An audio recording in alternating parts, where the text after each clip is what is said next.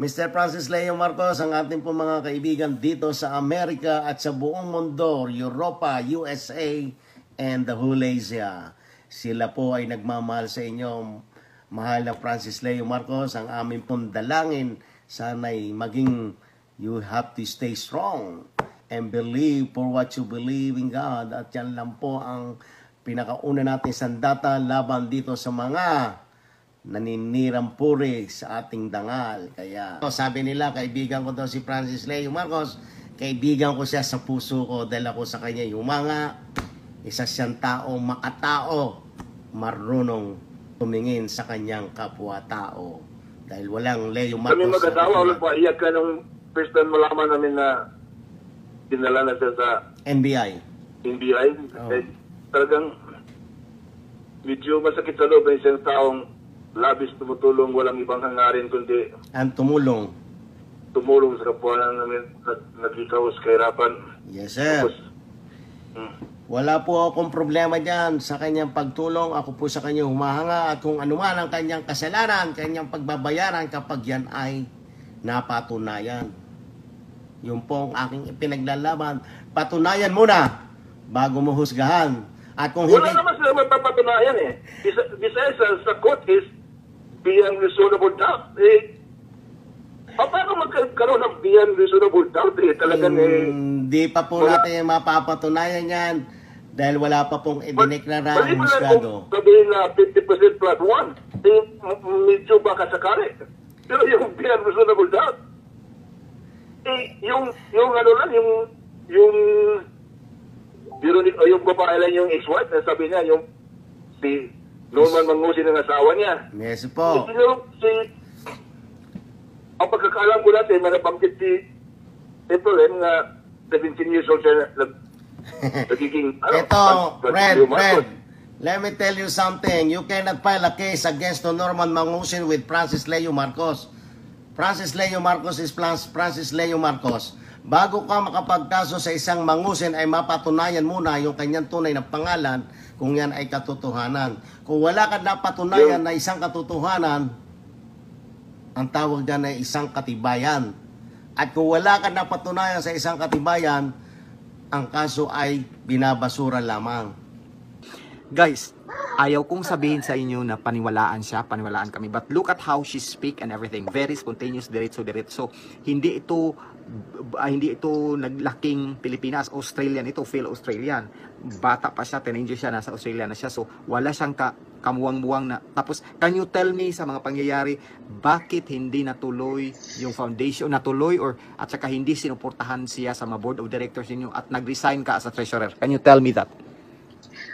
Okay, so firstly, I was actually appointed as a secretary. And the thing was, because I have established businesses here in Australia, I know a little bit about how to do those things, to register. I did everything properly.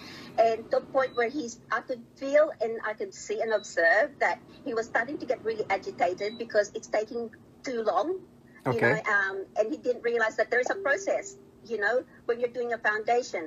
And one thing that we kept arguing, and this is what people didn't know, that behind the scene, when there's just him and I, we didn't talk.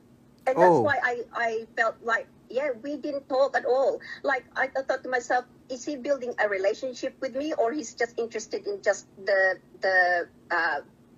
business side of it? Or he is really using you for, I mean, you know, if So that's when you thought that something is off. So can you tell me about the medical mission sa Manila, yung mga namigay daw ng mga glasses na sponsored sa inyo, and then can you tell me why nag-back out mga board of directors ng foundation and ikaw as a treasurer? That happened after we have terminated the board of directors or board members, as well as closed all the accounts, as well as the registration. So we have terminated that since the foundation on August, I can't remember the date, but August 2017. They conducted an optical mission in Quezon City, QCPD. I believe there was 116,000 glasses that they were going to donate. And So I did not know anything about that. I didn't hear anything other than that someone had sent me, because when I finished and terminated all my relationship as well as the foundation here in Australia, I blocked him. Oh, So I had okay. nothing to do with him for years. So Okay. I didn't know what's going on or anything. So someone had sent me this this Leader News Philippines that he's gone live, or someone has interviewed him and everything. And that's when I heard the Australian name. So in order for me to, I felt like I was obligated, and part of me, it felt responsible that I have to tell the truth of what was going on, because I didn't want all the netizens as well as all the public, whether it's in the Philippines or here or anywhere else in the world, to be victimized or to be damaged or traumatized from him. Because what he does is that he starts something and he just takes off. He leaves you to clean up the mess, and then you're left wondering what the hell is going on. Where is he? He keeps disappearing. Even when we were trying to establish the foundation here, I used to get really frustrated with him, because every time that we discussed something that is so critical, he just disappears. He just walks away. So you know He what? walks away. Yeah, you know what we share. So- Yeah, go ahead. Yeah, so that's one of the things that we sort of, I felt like that I was observing. Now, for me personally, I couldn't share what I was thinking, what I was feeling, because he was living under my roof. And that's another thing. Oh When my we went God. to pick him up to the airport, one thing that we went to the airport, I said to him, so where am I going to drop you off? And Okay. then he said to me, what do you mean? At your house? And in my head, I thought, you're a millionaire and you don't have a hotel to go to?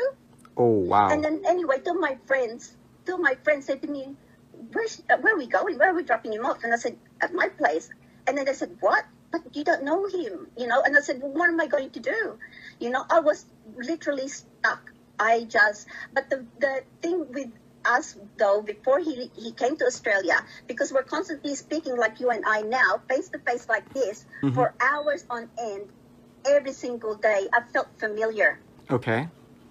You know what I mean? He Yeah. made me feel familiar with him. Okay. So although I felt uncomfortable that to receive a person in my home, I need to really clarify this to you, Sir Kellogg. Okay. Right? If people think that I fell in love with him completely, they are mistaken. Okay. I didn't fall in love with him because he's a Marcos. I didn't fall in love with him because he is rich or he's got money. When I met him, he had nothing. Oh Siya my ang God. nag-uutang sa akin ng pera. Stop. So, Listen everyone. Pinirahan siya si Mangusin ang nag-uutang sa kanya ng pera, pumunta ng Australia na walang pera, walang materhan, hindi makaano ng hotel, pero ang sinabi niya, milyonaryo siya. In other words, ginamit lang siya. Go ahead.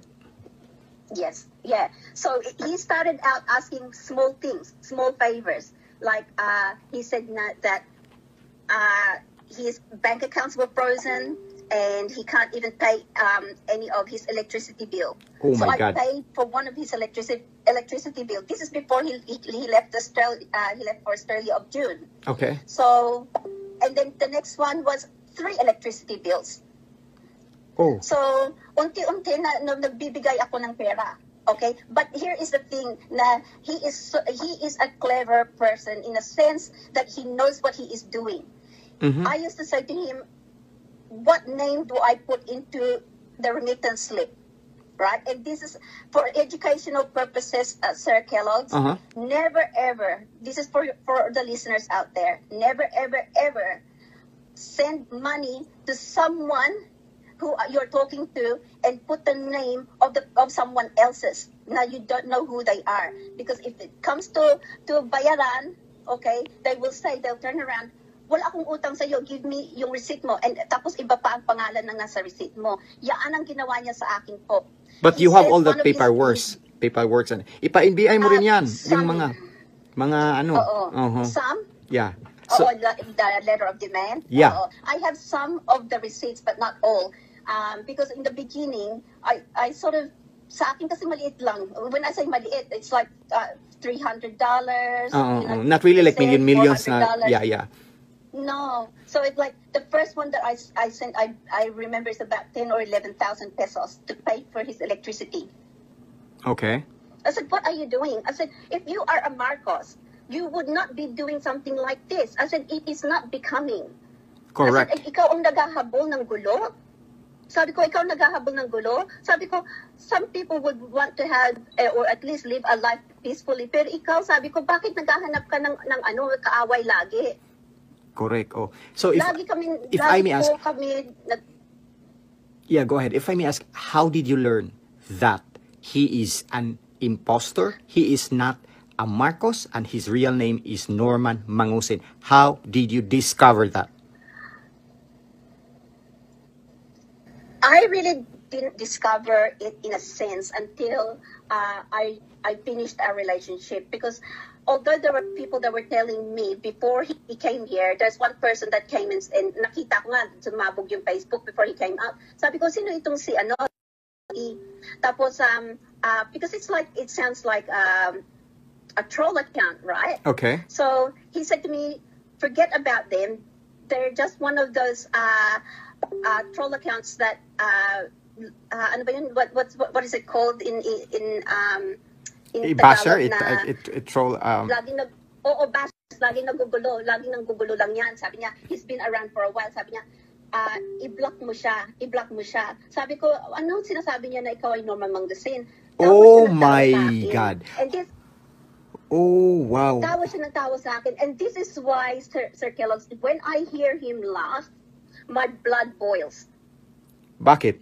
My blood boils because if you are to step back and you're talking about critical thinking, correct, psychologically there is hidden meanings behind his laughter. He's either trying to manipulate you. Precisely. He's trying to